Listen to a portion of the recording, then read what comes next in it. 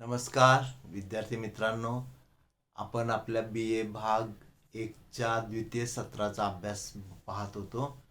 यामध्ये आपण आपल्याला जे विद्यापीठानं शब्दसंहिता हे क्रमिक पुस्तक संपादित केलेलं जे अभ्यासासाठी दिलं आहे, त्या अनुषंगानं आपण आपल्या दुसऱ्या सत्राच्या अभ्यासक्रमाची चर्चा करत होतो. यामध्ये आपण आतापर्यंत घटक 1 आणि घटक 2 पाहिले. ज्या घटकांतर्गत आपण जी चर्चा केली ती संत नामदेव, आनंद फंदी, महात्मा फुले, बालकवी यांच्या कवितांच्या अनुषंगानं आपण चर्चा केली. त्यानंतर आपण घटक 2 जो आहे तो पाहिला, ज्यामध्ये विंदा करंदीकर, वाहरू सोनवणे, प्रज्ञा पवार आणि एकनाथ पाटील यांच्या कवितांचा आपण अभ्यास केला. तर असे आतापर्यंत आपण 2 घटक म्हणजे अभ्यासाचे पाहिले. त्यानंतरचा जो घटक आहे तो आपण पाहणार आहोत. तो म्हणजे जरी विभाग 3रा असला तरी तो आपण घटक 3 म्हणू. तर यामध्ये निबंध लेखन हा भाग आपल्याला उपयोजित मराठीचा अभ्यासासाठी आलेला आहे. तर मित्रांनो, जे आपली पहिली सत्र झालं, पहिल्या सत्रामध्ये आपण व्यक्तिमत्व विकास आणि जी भाषिक कौशल्य होती त्या संदर्भात विचार केला होता. तर त्या भाषिक कौशल्यामध्ये वाचन कौशल्य, भाषण कौशल्य, श्रवण कौशल्य आणि लेखन कौशल्य असे आपल्या व्यक्तिमत्व विकासाचे म्हणजे ही जी कौशल्य आत्मसात केली तर आपलं व्यक्तिमत्व अधिक चांगलं होऊ शकतं. तर हे जे लेखन कौशल्य आहे त्या लेखन कौशल्याच्या अनुषंगानंच निबंध लेखन हा मुद्दा आपल्याला अभ्यासासाठी आहे. तर आता लेखन म्हटल्यानंतर आपण दैनंदिन जीवनामध्ये रोज काही ना काही लेखन करत असतो. वेगवेगळ्या प्रकारचं लेखन करत असतो. पत्र लेखन करत असतो, कोणी साहित्य लेखन करत असतं. म्हणजे प्रत्येकाचं लेखनाचे जे स्वरूप आहे ते वेगळं वेगळं असेल, पण लेखन ही कला जी आहे, हे कौशल्य हे प्रत्येकाजवळ आहे. आणि त्या अनुषंगानं म्हणजे जो शिकलेला माणूस आहे, जो शिक्षित असतो, त्याच्याकडे हे लेखन कौशल्य असतं आणि त्याच्यात निबंध लेखन या कौशल्यावरती आपल्याला चर्चा करायची आहे. तर मित्रांनो, हा जो विषय आहे तो का आलेला आहे याकडे आपण जरासं वळूया. म्हणजे आता बघितलं तर निबंध लेखन तुम्ही म्हणाल सर आम्ही 4थी पासून निबंध लेखन करत आलो, त्यात असं विशेष काय आहे? तर मित्रांनो, इथे आता जो निबंधाकडे पाहण्याचा आपला दृष्टिकोन आहे तो बदलायचा आहे. म्हणजे एकूणच आपला जो मराठीचा आत्ताचा जो आपल्या अभ्यास मंडळानं जो अभ्यासक्रम तयार केला आहे त्यामध्ये एक उद्दिष्ट किंवा हेतू ठेवलेला आहे की भाषा विषयाचा विद्यार्थी स्पर्धेत टिकून राहिला पाहिजे. तो स्पर्धा परीक्षा त्याला देता आली पाहिजे आणि त्यात त्याला यश मिळालं पाहिजे. यासाठी आपल्या BA भाग 1 पासून BA भाग 3 पर्यंतच्या अभ्यासक्रमामध्ये या आजच्या स्पर्धेच्या युगाला अनुसरून काही घटकांचा म्हणजे मराठीचा अभ्यास म्हणून यावरती घटक नियोजन केलेलं आहे. तर यात आपण पाहतो की आजचं युग हे स्पर्धेचं आहे आणि जो पदवीधर होतो, पदवीधर किंवा पदव्युत्तर, मग तो कोणत्याही शाखेतला, अगदी इंजिनिअरिंग असू दे, वैद्यक असू दे, मेडिकल असू दे, व्यावसायिक अभ्यासक्रम असू देत आणि आपले पारंपरिक आर्ट्स, कॉमर्स, सायन्स हे अभ्यासक्रम असू दे, यामध्ये पदवी पदव्युत्तर झालेला विद्यार्थी ज्यावेळेला बाहेर पडतो त्यावेळेला आत्ताचं एक वातावरण बघून त्याला एक जर नोकरी करायची इच्छा असेल तर स्पर्धेत उतरून तो स्थैर्य देणारी नोकरी शोधू शकतो किंवा त्यासाठी प्रयत्न करू शकतो. तर हे जे आहे यात आता या राज्य स्तरावरती होणाऱ्या महाराष्ट्र लोकसेवा आयोगाची परीक्षा म्हणजे ज्याला आपण MPSC म्हणतो आणि लोक केंद्रीय लोक सेवा आयोगाची परीक्षा ज्याला आपण UPSC म्हणतो, या परीक्षांची आता मुलं अगदी एफ वाय पासून म्हणण्यापेक्षा काही जी कला शाखेची मुलं आहेत त्यांना आता 11वी मध्येच ज्या वेळेला ते 10वी होऊन ह्या आपल्याला ज्या शाखा निवडायला लागतात 11वीला, त्यावेळेला जी आपण शाखा निवडतोय त्यावेळेलाच त्यांचं काहीतरी उद्दिष्ट ठरलेलं असतं आणि ती त्या परीक्षा द्यायला तयारी करतात. म्हणजे आता आपण बघितलं तर 12वी नंतर आपण सरळ आपल्याला एक म्हणजे जे वकिलीचं शिक्षण आहे ते आपल्याला देता येतं. म्हणजे विधी शाखेची परीक्षा आपण देऊन त्यामध्ये सरळ 12वी नंतर आपण त्यात म्हणजे BA LLB वगैरे असे म्हणजे पदवी झाल्यानंतर जे आपण निवडणाऱ्या शाखा आहोत त्याची सुरुवात आता 12वी नंतर व्हायला लागलेली आहे. किंवा कॉमर्सचे विद्यार्थी आहेत, CA सारखी परीक्षा जी आहे ते CA फाउंडेशन ते तिथं देतात. 12वीच्या याच्या CPT म्हणून परीक्षा आहे ती दिली की ते CA फाउंडेशन करून CAच्या ज्या परीक्षा आहेत त्यासाठी प्रयत्न करतात. इकडे BCom पण होतात. म्हणजे आपल्या पारंपरिक ज्या पदव्या आहेत ते पदवी शिक्षण घेत असताना आपल्याला व्यावसायिक किंवा जे शिक्षण आहे ते स्पर्धा परीक्षेतनं घेता येतं. आणि हे जे आहे हे आजचं बदलतं जग आहे आणि स्पर्धेचं जग आहे. खूप म्हणजे आता शिक्षणाचा प्रसार खूप झाल्यामुळं आपल्याला पूर्वीसारखी आता परिस्थिती राहिलेली नाही. आणि त्याचबरोबर आज माहिती तंत्रज्ञानाच्या क्रांतीनं तर अनेक संधी आपल्याला उपलब्ध करून दिलेल्या आहेत. तर त्यात आपला भाषेचा विद्यार्थी टिकला पाहिजे, त्यात त्याला यश मिळालं पाहिजे आणि त्यासाठी हा विषय आहे. आता हे पण येताना स्पर्धा परीक्षेचा आणि निबंधाचा काय संबंध असं तुम्ही म्हणाल तर ज्या आता स्पर्धा परीक्षा आहेत MPSC UPSC यामध्ये जी मुख्य लेखी परीक्षा होते त्या लेखी परीक्षेसाठी आपल्याला जे विषय असतात इंग्रजी असू दे किंवा मराठी वगैरे तर त्यामध्ये प्रश्न जे आहेत ते अधिकतर वर्णनात्मक असतात, निबंध वजा असतात.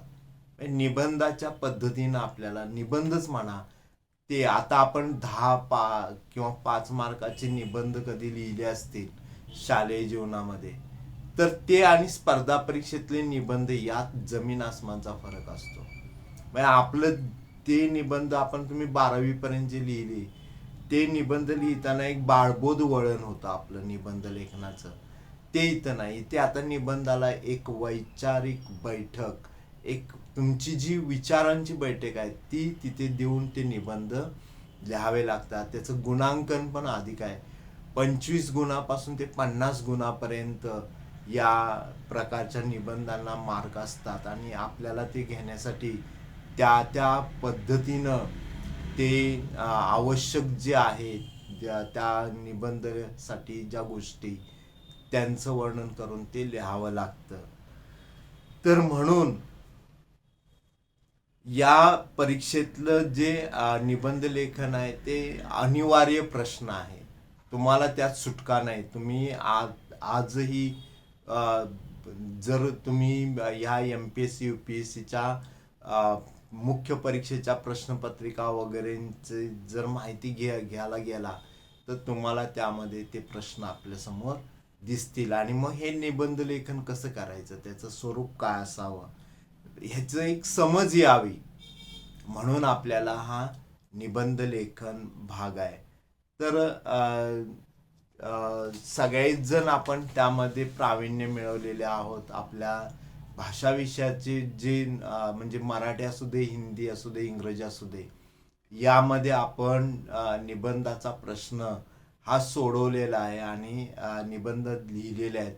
आपल्यालाही त्या त्या स्तरावरती जे तुम्हाला शिक्षक लाभले त्यांनी त्या संदर्भात निबंधाचं लेखन कसं करायचं याचं मार्गदर्शन केलेलं आहे. तर आपल्याला आता आपण महाविद्यालयीन स्तरावरती आलेलो आहोत. आता आपण 12वी पर्यंतचा विचार नाही करायचा. आपण आता उच्च शिक्षण घेतोय, म्हणजे आपली विचाराची पातळी पण आता काय झाली पाहिजे, उच्च झाली पाहिजे. त्याच्यात बदल झाला पाहिजे. म्हणजे इंग्रजीमध्ये अलीकडे तो शब्द फार वापरतात, अपग्रेडेशन. अपग्रेड झालं पाहिजे किंवा अपडेट झालं पाहिजे. या ज्या हे जे शब्द आपण वापरतो तसं आपल्या लेखनात पण आपण आता अपडेट झालं पाहिजे आणि अपग्रेड झालं पाहिजे, हे समजून घ्या. आणि मग निबंधाचा मग आपल्याला विचार करता येईल. निबंधाचे स्वरूप कसं असतं, निबंधाची व्याप्ती काय असते. तर मित्रांनो, ही जी चर्चा आपली आहे ती या हे जे मुद्दे आहेत त्या मुद्द्यांच्या अनुषंगानं सुरू राहणार आहे. तर निबंध हा मराठीतला एक गद्य लेखनाचा प्रकार आहे आणि तो लोकप्रिय असा प्रकार आहे. अगदी लहानपणापासून आपण ते लिहिलेलं आहे. आपल्या म्हणजे 4वी-5वीला असताना आपण माझी आई, माझी शाळा, माझा मित्र वगैरे सारखे, किंवा मी केलेली सहल, तर असं आपण वर्णनात्मक आपल्या आवडत्या माणसांच्या व्यक्तिचित्रणात्मक असं लेखन त्यावेळेला केलेलं आहे. तर त्यामुळं आपले स्वतःचे विचार, आपल्या भावना, आपल्या कल्पना मांडायला एक मुक्त व्यासपीठ जे मिळतं ते निबंधामध्ये. आणि म्हणून हा जो निबंध लेखन प्रकार आहे तो फार म्हणजे लोकप्रिय असा प्रकार आहे. आपल्याकडे मराठी साहित्यामध्ये लघुनिबंध असा एक प्रकार, निबंध म्हणजे निबंधाला लघुनिबंध म्हटलेला आहे. नासी फाळक्यांनी लघुनिबंधावरती म्हणजे त्यांचं लेखन त्या पद्धतीचं आपल्याला दिसतं. तर कोणती जी आपण नाविन्यपूर्ण पाहिलेली गोष्ट असते ती मांडताना किंवा आपल्याला असलेला नवीन आलेला अनुभव मांडताना एक जवळचं लेखन करायचं प्रकार म्हणजे निबंधाचा प्रकार आहे. आपल्याकडे वर्तमानपत्राने म्हणजे वैचारिक निबंध आपण पाहतो. तर वैचारिक हे लेख असतात, म्हणजे तो एक निबंधच असतो. म्हणजे टिळकांनी जे केसरीमधून लिहिलेलं आहे ते वैचारिक वाङ्मय, म्हणजे तो त्यांचा वैचारिक निबंधच म्हणता येईल. तर असा हा निबंध मराठीतला गद्य लेखन प्रकार आहे. तो गद्यात लिहिला जातो, पद्यात नाही. पण आपण आपला निबंध सजवण्यासाठी पद्य पंक्तींचा, सुभाषितांचा तिथे वापर करत असतो. निबंध या शब्दाची फोड जी आहे ती नि अधिक बंध बरोबर बांधणे या अर्थाने आहे. म्हणजे या शब्दात निबंध याचा अर्थ काय, तर बांधणे, गुंफणे, जुळविणे असा आहे. आणि थोडक्यात सांगायचं म्हणजे निबंध म्हणजे शब्दांनी व्यवस्थितरित्या बांधून ठेवलेला एक आशय. आपल्याला जे मांडायचं आहे तो आपण त्या शब्दांनी तिथं बांधून ठेवतो, म्हणून तो निबंध. एका विषयाभोवती अनेक कल्पना, विचार सुसंगत गुंफणे म्हणजे निबंध लेखन होय. मग आपण यात हा जो निबंध जो शब्द येतो तो नियमबद्ध या अर्थाने पण येतो. निवडक शब्दात बांधलेला, मांडलेला, विवेचन केलेला विषय म्हणजे निबंध असंही आपल्याला म्हणता येईल. किंवा एखाद्या विषयावर सूत्रबद्ध, विचारपूर्वक, आकर्षक लेखन करणे म्हणजे निबंध लेखन होय. इथे आपण निबंधाचं काय पाहतोय? स्वरूप पाहतोय. आणि निबंधाची थोडक्यात केलेली व्याख्या काय की एखाद्या विषयावर सूत्रबद्ध, विचारपूर्वक, आकर्षक लेखन करणे म्हणजे निबंध होय. अशा या निबंधामध्ये अनेक विचारांची एक प्रकारे काय केली जाते? सुसंगत अशी गुंफणच केलेली असते. विषयाला पूरक विचारांचा संचय, योग्य अशा वेचक विचारांची निवड आणि ती निवड केलेली त्याची पद्धतशीरपणे गुंफण करणं म्हणजे निबंध होय. तर अशा ह्या निबंधाची आपल्याला चर्चा करत असताना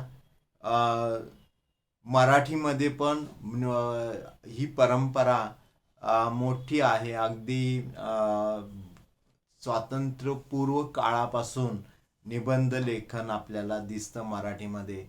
बाळशास्त्री जांभेकर, लोकहितवादी विष्णुशास्त्री चिपळूणकर, लोकमान्य टिळक, गोपाळ गणेश आगरकर यांच्यापासून ते श्री म माटे, वि स खांडेकर, साने गुरुजी, विनोबा भावे, अनंत काणेकर अशा दिग्गज साहित्यिक मंडळींनी सुद्धा निबंध लेखन करून मराठीची जी निबंध लेखनाची परंपरा आहे ती समृद्ध केलेली आहे.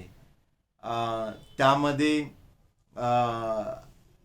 विचार प्रेरक, कल्पना प्रधान, साहित्य विषयक, राजकीय, सामाजिक विषयावरचे निबंध या मंडळींनी लिहिलेले दिसतात आणि त्यांचा प्रभाव आजही आपल्यावरती दिसतो.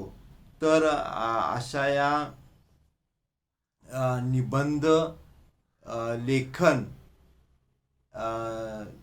जे केलं जातं त्या निबंध लेखनाचं महत्त्व काय, का आपल्याला ते अभ्यासासाठी आहे, त्याचा विचार मित्रांनो आपण केलेला आहे.